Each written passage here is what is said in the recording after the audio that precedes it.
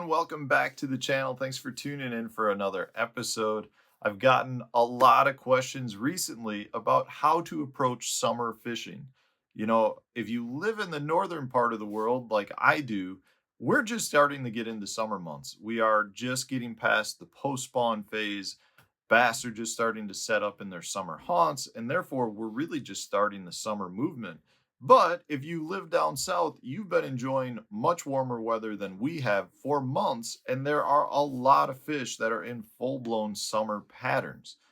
Now, having said that, a lot of times what happens is the fishing gets difficult because the fish start spreading out, the fish feed at different times of the day, and generally they really are in a lot of different areas, which can make it difficult for the anglers. So I've been getting a lot of questions recently about how to approach summer bass because viewers are starting to struggle and they want a little bit of help. So I figured I would give you kind of my foolproof way to catch summer bass. I've got 5 specific things that I always look for, types of areas that I look for that generally hold bass throughout the country all summer long. So that's what we're going to do. Hopefully, this will give you at least a starting point as to how to break down some of your fisheries and successfully fish them during the summer. Now, before I do get into that, though, I want to remind you guys that I do have a members only page within my YouTube channel. So if you're looking for additional content, extra videos on a monthly basis, a monthly live stream, direct access to me, check out my members only page. Also, if you're looking to support the channel and you need to purchase a little bit of tackle, please use my Tackle Warehouse affiliate link, which I'll put in the video description for you. It's very, very much appreciated. All right, guys, so let's talk about summer fishing.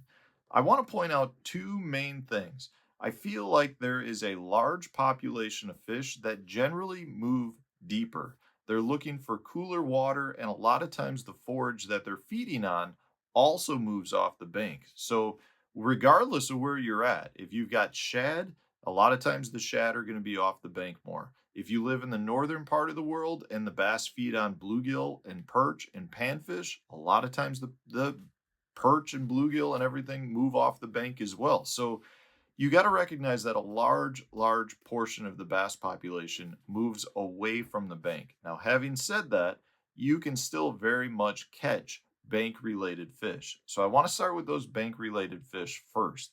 And generally speaking, the bank related fish are going to be either isolated loner fish or in small wolf packs, 2, 3, 4 fish little groups. Now, if you're gonna be chasing those fish, which I actually like to do a lot of times because the shallow fish can be more aggressive, I feel like, than a lot of times the fish that are out deep, which may be in more lethargic stages. And a lot of times the fish that are up shallow are generally going to be good quality fish. So that you don't catch nearly as many, but I do feel like the size can be really good. So from a tournament perspective, or if you're looking to catch just big fish, fishing shallow is really not a bad way to go. You're just going to get a lot less bites. But the couple of things that I'm going to be looking for. First, bluegill beds. Bluegill will be spawning all summer long. And by bluegill beds, what I'm talking about specifically are the honeycombs. Now, they need to be active bluegill beds. So you want to have spawning bluegill on those honeycombs. But generally speaking, you will have bass that feed on those bluegill and they'll be there as long as the bluegill are there. So a lot of times for me, a good pattern is simply to get on the trolling motor, to cover as much water as I can, looking for bluegill beds. Once I find them, all you need is a wacky rig, a weightless wacky rig, or a topwater bait, a popper, a prop style bait, something along those lines. Those are generally, in my opinion, the 2 best baits for fishing bluegill beds. But do not overlook bluegill beds in the summer.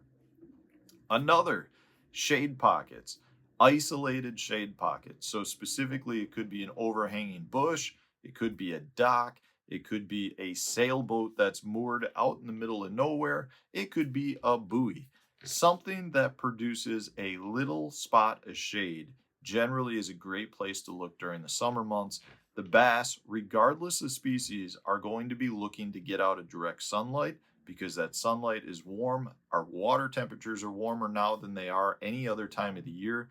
And that little bit of shade produces a good place for the fish to sit, stay cool, as well as ambush food. It's the same thing where you and I are sitting out in the yard on a hot sunny day. We're probably sitting under a tree because the shade is going to produce a little bit more coolness for us. That's where we are. The bass are in the same place. So look for your isolated shade. The last thing that I do from a shallow water perspective is I look for current. So if you're on a body of water that has actual river or creek or stream moving into it, a lot of times that water that is coming into the lake is going to be cooler, it's going to be well oxygenated. And from that standpoint, a lot of times you do get some fish that travel up into those rivers. And you also have resident fish. And those fish are all going to be more willing to bite, in my opinion, because the current's going to set them up so they're in more predictable places. So if you can find current, like currented actual rivers or creeks that you can get up, a lot of times that's a really good way to go as well. Now, if I'm looking to fish offshore, I'm generally looking for two things. The first is going to be a ledge, generally a steep sloping ledge that goes from, I'm going to say, anywhere from 8 foot down to deeper to 20 that drops off deeper. So really, I'm just looking for a ledge that's off the bank, something that generally, if you have current in your lake, that will be exposed to current, but something that the bass can use to corral bait. So if I know that it's a good steep break line, that works well for the bass corralling bait because they push them into that ledge and therefore they can corral the bait fish. But generally speaking, I'm looking for a steep, sloping ledge that, if I can find one, has current pushing into it. If you don't have natural current, your wind direction current can work the same way. But offshore ledges generally are one of the best places to fish all summer long. Great way to find schools of bass as well. The last thing that I'm going to be doing is I'm going to be looking for the deep weed line. So regardless of where you're at, whether it's up north or down south, if your lake has grass, in my opinion, generally the majority of the bass population never goes deeper than the outside weed line. So if you're on a lake that has an outside weed line and 14 feet of water, I generally don't fish any deeper than 14 feet. But in the summer months, that 14-foot line can be an outstanding place to fish. So I'm going to be looking for areas that are producing irregularities in the weed line. So maybe it's a point of grass, maybe it's an indent in the grass, maybe it's a place where the grass meets some rock, maybe it's a place where the grass actually goes from being really thick to really sparse. I'm looking for any sort of irregularity that I think the bass are going to utilize to feed. Another tip with this, though, is generally speaking, the best weed lines for me are going to be ones that have the deeper water away from the sunlight. So what I mean by that is I want the sunlight coming at the weed line to the point where the weed line itself is casting a shadow over the deeper open water. Generally, the reason for that is the bass will pull out of the grass and sit on the outside weed line, versus if the sun is penetrating into that weed line, at that point the bass will push further into the weeds, which makes them a little bit more difficult to catch. So I try to find ones where the sun is also positioning bass on that weed line. So those are the 5 main things. I really try to keep it simple. Those are 5 places. I don't care where you're at in the country, they will produce summertime bass. Let me know in the comment section, guys, if you've got a little hidden gem, a little piece of cover or a technique that works great in the summer. Put it in the comment section so that the rest of us can learn from you as well. Thanks for watching, guys. If you enjoyed this video, like it, subscribe to the channel if you haven't done so already. Stay tuned, new video coming out tomorrow.